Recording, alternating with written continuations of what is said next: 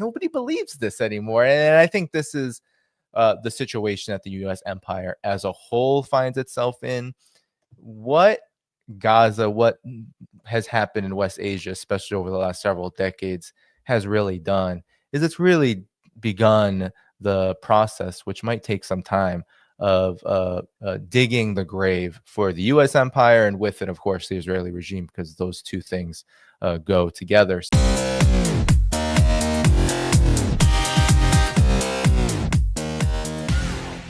Because this is on the ongoing theme of what we were discussing, how much the United States populace is finally turning against Israel. And I know this has to be, and I've been talking to everyone about this, like people who've been following this for a long time.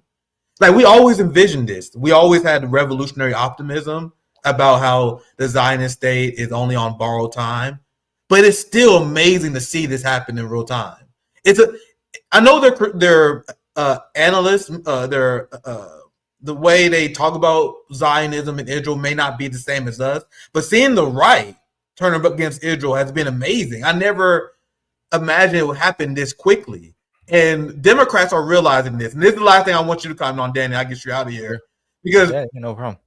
The Biden administration and their aides and people like Kamala wrote a book where she admitted that the Gaza policy cost her the election. And she has the very bold public, she has a position she has taken that she wants everyone to know that she's a coward in public.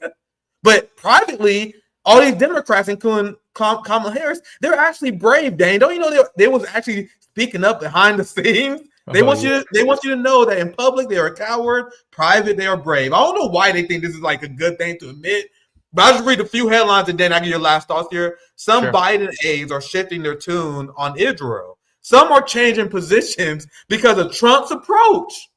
Come on, man. And a few are wrestling with whether they could have done more while in charge. Are you serious? So liberals, if you watch, you guys know I love watching like the shit-lib propaganda media outlets. If you watch their shows, they've been in the full-fledged meltdown mode over Donald Trump's recent UN speech. You guys see how Donald Trump was trashing the entire world over their immigration policies and saying that you guys are failing. It was a pretty embarrassing spectacle if you're a U.S. patriot, but liberals are freaking out over that. And they forget that Joe Biden and his team was smearing UNRWA as a terrorist organization. Just for starters, another headline. I just read the headline here. The real victims of Gaza, Anthony Blinken, McGurk, and Jake Sullivan. For a second time, I'll just sum it up. Essentially, all these Biden people are like, oh, come on, man. We was put in an impossible position. We're really the true victims here. So, Danny, any final response on Democrats trying to whitewash their complicity with this genocide? It's absolute and total desperation. In many respects, the Democratic Party is completely finished.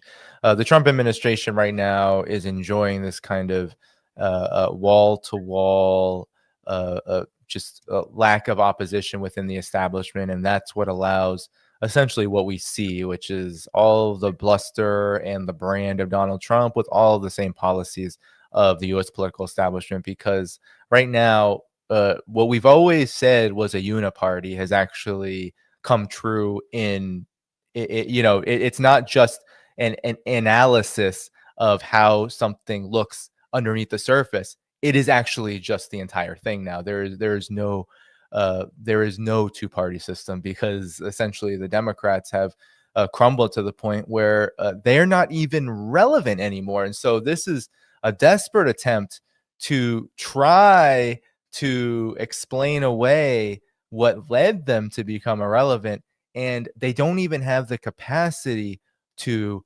apologize to, if you say you're wrong, that maybe we have a different position now. No, it's not that. It's that, oh no, we're the victims because things are so hard for us. And I think it's that kind of navel gazing, that kind of arrogance, which has turned off not just the people in the United States, ordinary people, to electoral politics, but really the entire world to U.S. politics. You saw, Nick, probably during Trump's UN General Assembly speech, when Donald Trump said, oh, we're doing everything so well. Everything is going so great.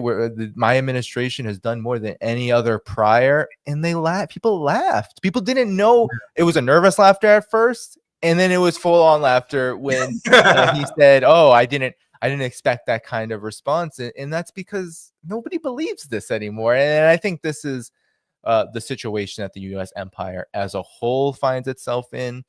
What Gaza, what has happened in West Asia, especially over the last several decades, has really done is it's really begun the process, which might take some time, of digging the grave for the U.S. empire, and with it, of course, the Israeli regime, because those two things go together. So this is what we are seeing politically. It's all happening now. It's seeping out of the pores of the political system in the United States, and of course, empire in terms of foreign policy and what the U.S. does abroad is just one element, because it's just as bad and it's just as illegitimate and it's just as horrific what the United States does within its own so-called borders as what happens all across the world.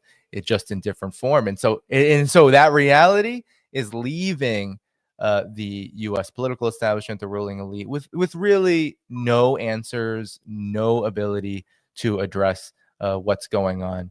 And that's because, just like Israel has no other option but to continue to press the accelerator on its full spectrum genocide for greater Israel, the U.S. empire on all fronts, domestically, internationally, it can't stop the brakes, because it has built a system to the point now where any stopping of the brakes means that the ruling elite have to give something up. And that is something that they cannot comprehend. The only way that is going to happen is if it's taken from them, and that's the situation. That's why there's so much unrest and so much tension, is because people are starting to come to realize this. Unless it's taken from the ruling elite, there's not going to be any far-reaching or significant or relevant change for the better for them. Very well said, Danny. I appreciate your flexibility. You provided a lot of great commentary. That's why it's great to have you on. And it's great to have you on with Benjamin, and you killed it as always. Always great to have you on. I want to quickly touch on this before I forget, though, because there are people who say this to me all the time. I'm always baffled that you guys assuming I'm punching down. But I will make it 100% clear. Like, when I'm criticizing these Arab countries, I'm talking about the top, the ruling class and the elite. I've explained many times before, I share kinship with my Arab brothers and sisters, because I go through the same thing with the Black Congressional Caucus. The first Substack article I wrote that launched my political career was my criticism of the neoliberal Black capitalist class who sold us out. So I share a kinship with you, brother. I share a kinship with all that. I see people always say, "Nick, come on, man. Why are you bashing us?" Like, I'm not bashing you. I'm bashing the ruling class that sold you out, like everyone else. But Danny, thank you for join us. Any shout outs, anything that's coming up for you? I just want to emphasize, like, guys, I know I'm 100% not blaming you. You guys are victims of Zionist infiltration of your government, just like us. The Black capitalist class sold us out to Israel as well, even the most progressive among them. Jasmine Crockett and the entire Black Congressional Caucus voting for Israel. So trust me, I get it. So Danny, thank you. Any last words you have before well, I'll just say to that point, I'll just make a point that might be controversial. It's like, just as these Arab monarchies in many respects were maybe using the word create is too strong given British and French colonial influence in carving up the region under Sykes-Picot.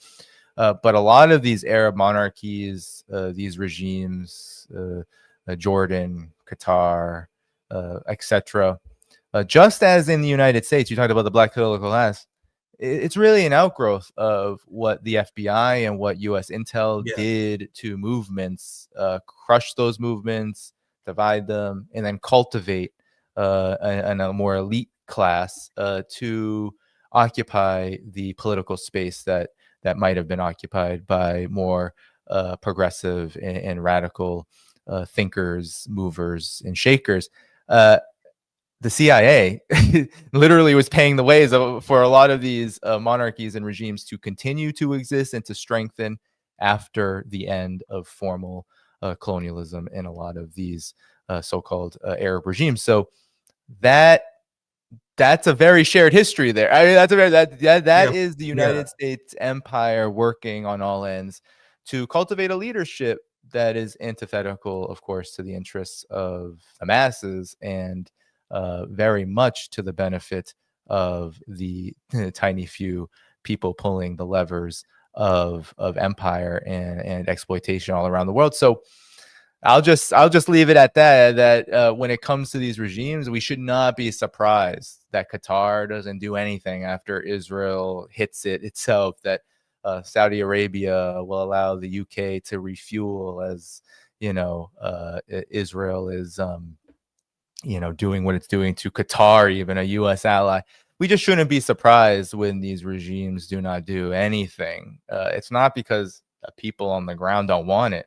Hell, you ask most people in Jordan, in Qatar, in Saudi, they'll likely say, yeah, we support Palestine, but they happen to live under very repressive governments that are very repressive because of the United States and how they have been propped up by the United States. So this is a longstanding problem that we in the United States also face, because we live under a very repressive regime that does not allow. Look at what they're doing to even anyone who is considered to be Antifa. I mean, this is even that kind of resistance now is being clamped down on in the most repressive way, and it's always getting worse because the desperation of the empire to hold on to what it has is only getting worse as well.